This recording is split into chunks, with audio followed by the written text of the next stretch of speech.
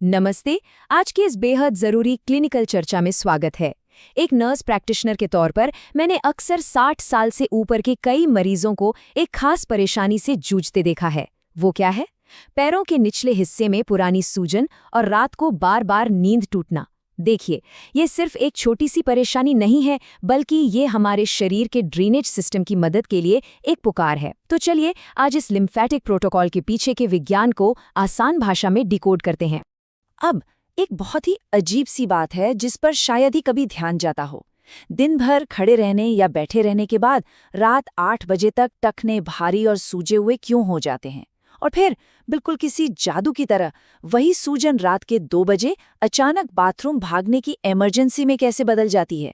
सच में ये स्थिति रातों की नींद और सुकून दोनों छीन लेती है। आइए इस रहस्य को सुलझाते हैं। तो आज के इस विश्लेषण में हम क्या-क्या कवर करने वाले हैं। शुरुआत करेंगे टखने की सूजन के रहस्य से, फिर कुछ मेडिकल रेड फ्लैग्स यानी खतरे के संकेतों को पहचानेंगे, उसके बाद लिम्फेटिक कन्वेयर बेल्ट और घर पर की जाने वाली कुछ आसान डायग्नोस्टिक जांचों को समझेंगे, और आखिर में रोजमर्रा की आदतों और शाम के एक खास ड्रेनेज सीक्वेंस पर बात करेंगे। चलिए सबसे पहले बात करते हैं टखने की सूजन के रहस्य की, यानी उस छिपे हुए पानी के भंडार की जो पैरों में जमा हो जाता है। अगर एक पूरे दिन की साइकिल को देखें तो सुबह के वक्त टखने बिल्कुल पतले और अपने सामान्य आकार में होते हैं, लेकिन दोपहर आते आते अगर शरीर का मूवमेंट कम है तो ग्रेविटी यानी गुरुत्वाकर्षण अपना काम शुरू कर देता है और तरल पदार्थ पैरों में नीचे की तरफ जमा होने लगता है। रात 9 बजे तक तो हालत ये हो जाती है कि मोजे उतारने पर पिंडलियों में गहरे निशान बन जाते हैं, लेकिन कहानी में असली ट्विस्ट आता है रात के 2 बजे। जब बिस्तर पर बिल्कुल सीधे हॉरिजॉन्टल लेटा जाता है तो ग्रेविटी का असर खत्म हो जाता है। वो सारा जमा हुआ पानी वापस ब्लड सर्कुलेशन में चला जाता है। अब किडनी को लगता है कि शरीर में पानी ज्यादा हो गया है, तो वो तेजी से काम करने लगती है और उस अतिरिक्त पानी को यूरिन में बदल देती है, और बस इसीलिए रात में बार बार नींद टूटती है। आगे बढ़ने से पहले मेडिकल रेड फ्लैग्स को समझना बहुत जरूरी है, ताकि किसी मेडिकल इमरजेंसी को समय रहते पहचाना जा सके।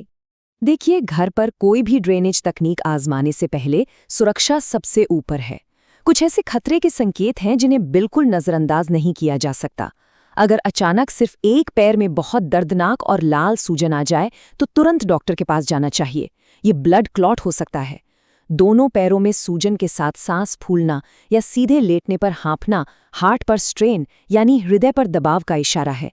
अगर एक ही हफ्ते में 2-3 किलो वजन अचानक बढ़ जाए और झागदार यूरिन आए तो ये किडनी से जुड़ी समस्या हो सकती है। और हाँ, अगर कैंसर की कोई हिस्ट्री रही है और एक तरफ बिना दर्द वाली सख्त सूजन हो तो भी तुरंत जांच जरूरी है। परिवार के केयरगिवर्स को इन लक्षणों पर खास नजर रखनी चाहिए ताकि सही समय पर सही मदद मिल सके। अगर कोई इमरजेंसी नहीं है तो हमें ये समझना होगा कि सूजन वेनस है या लिम्फेटिक। वेनस सूजन में टखने के ठीक ऊपर की स्किन भूरी सी होने लगती है, वेरिकोज नसें साफ दिखाई देती हैं और खड़े रहने पर तकलीफ काफी बढ़ जाती है। वहीं दूसरी तरफ लिम्फेटिक सूजन काफी नरम और फूली हुई सी होती है। इसमें पैर का ऊपरी हिस्सा भी सूज जाता है। अगर मोजे उतारने के काफी देर बाद भी गहरे निशान बने रहें तो ये पक्का लिम्फेटिक सिस्टम का मामला है। अब आते हैं लिम्फेटिक कन्वेयर बेल्ट पर। चलिए शरीर के सेकेंडरी सर्कुलेशन सिस्टम को थोड़ा और गहराई से समझते हैं। ब्लड सर्कुलेशन और लिम्फेटिक सिस्टम के बीच एक बहुत ही बुनियादी फर्क होता है। ब्लड सिस्टम के पास तो अपना एक ऑटोमेटिक 24 घंटे चलने वाला पंप होता है, हमारा दिल, लेकिन लिम्फेटिक सिस्टम के पास ऐसा कोई पंप नहीं होता, बिल्कुल नहीं। ये सिस्टम पूरी तरह से हमारी मांसपेशियों के सिकुड़ने और शरीर की मूवमेंट पर निर्भर करता है। सोचिए, ये एक पैसिव कन्वेयर बेल्ट की तरह है। अगर चाल ढाल बंद तो बेल्ट भी बंद, और फिर सारा तरल पदार्थ सीधे टखनों में जाकर जमा हो जाता है। अब लिम्फ को ऊपर खींचने का एक बहुत ही शानदार तरीका है जिसे डायाफ्राम सक्शन कहते हैं। हमारे लिम्फेटिक सिस्टम की एक मुख्य नली होती है जिसे थोरैसिक डक्ट कहते हैं। जब पेट फुलाकर बहुत गहरी सांस ली जाती है तो डायाफ्राम के पास एक ऐसा प्रेशर बनता है जो वैक्यूम की तरह काम करता है। ये बिल्कुल एक मैनुअल पंप की तरह काम करता है और नीचे फंसे हुए फ्लूइड को ऊपर की तरफ खींच लेता है। मतलब सिर्फ सही तरीके से गहरी सांस लेने भर से लिम्फ पंप हो सकता है। तो क्या घर पर बैठकर ये पता लगाया जा सकता है कि पैरों में कितना फ्लूइड फंसा है? बिल्कुल। चलिए कुछ सुरक्षित और आसान घर पर होने वाली डायग्नोस्टिक जांचों को देखते हैं। पहली जांच है द पिट टेस्ट। इसे करना बहुत आसान है। टखने से लगभग 4 इंच ऊपर पिंडली की हड्डी वाले हिस्से को ढूंढिए। वहां अपने अंगूठे से 15 सेकंड तक मजबूती से दबाकर रखिए, फिर अंगूठा हटाइए। अगर वहां कोई गड्ढा या निशान बन जाता है जो 10 सेकंड या उससे ज्यादा देर तक वैसा ही रहता है, तो इसे पिटिंग एडीमा कहते हैं। इसका सीधा सा मतलब है कि जो पानी है वो सिर्फ नसों में नहीं बल्कि आसपास के टिश्यूज में भी फंस गया है। दूसरी महत्वपूर्ण जांच है फुट स्किन पिंच यानी स्टैमर साइन। इसे चेक करने के लिए पैर के ऊपरी हिस्से पर दूसरे अंगूठे के ठीक पीछे वाली स्किन को पकड़कर ऊपर उठाने की कोशिश करनी है। अगर त्वचा आराम से उड़ जाती है तो सब ठीक है, लेकिन अगर त्वचा अंदर की हड्डी से चिपकी हुई या जुड़ी हुई महसूस हो और बिल्कुल ना उठाई जा सके तो ये एक पॉजिटिव स्टैमर साइन है। ये इस बात का बहुत बड़ा संकेत है कि क्रॉनिक लिम्फेटिक कंजेशन की वजह से वहां के टिश्यूज मोटे हो चुके हैं। खैर, अगर ये लक्षण दिखाई दें तो घबराने की जरूरत नहीं है। अब बात करते हैं उन रोजमर्रा की आदतों और पोषण की जो नसों को मजबूत बनाने और तरल पदार्थ को गति देने में मदद करते हैं। सही डाइट का इसमें बहुत बड़ा रोल है।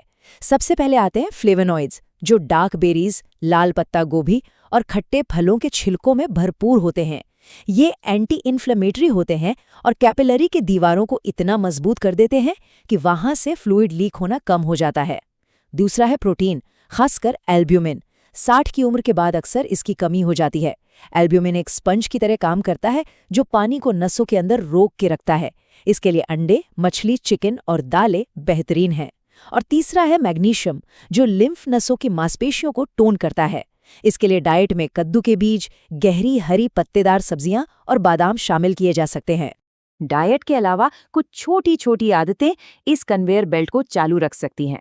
इस डेली चेकलिस्ट पर ध्यान दें। सुबह बिस्तर से उठने से पहले टखनों को 30 बार हिलाएं, यानी एंकल पंप्स करें। अगर दिन भर बैठे रहने का काम है तो हर घंटे पिंडलियों को 20 बार हिलाएं। शाम को डिनर से पहले सिर्फ 5 मिनट की सैर जरूर करें। अब सबसे जरूरी बात, हाइड्रेशन। कई लोगों को लगता है पानी पीने से सूजन बढ़ेगी, जो बिल्कुल गलत है। डिहाइड्रेशन से लिम्फ गाढ़ा और चिपचिपा हो जाता है, जिससे उसका बहना मुश्किल होता है। इसलिए खूब पानी पीना चाहिए ताकि लिम्फ पतला रहे। साथ ही भोजन में छिपे हुए सोडियम जैसे चीज, डिब्बाबंद सूप और शाम के समय शराब से बचना चाहिए, क्योंकि ये सब टिश्यूज में पानी का रिसाव बढ़ाते हैं। परिवार के सदस्य या केयर गिवर्स इस दिनचर्या का पालन करवाने और घर के बुजुर्गों को एक्टिव रखने में एक बहुत अहम भूमिका निभा सकते हैं।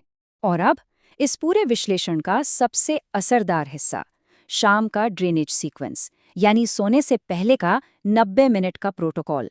यही वो तरीका है जिससे रातों की नींद वापस आ सकती है। इस सीक्वेंस के 4 बहुत ही स्पष्ट चरण हैं। पहला है इन्वर्जन। पैरों को दीवार के सहारे 90 डिग्री पर 15 मिनट के लिए ऊपर रखना है। ध्यान रहे, एड़ियां हिप से ऊपर हों और हिप्स दिल से ऊपर हों। दूसरा है मूवमेंट।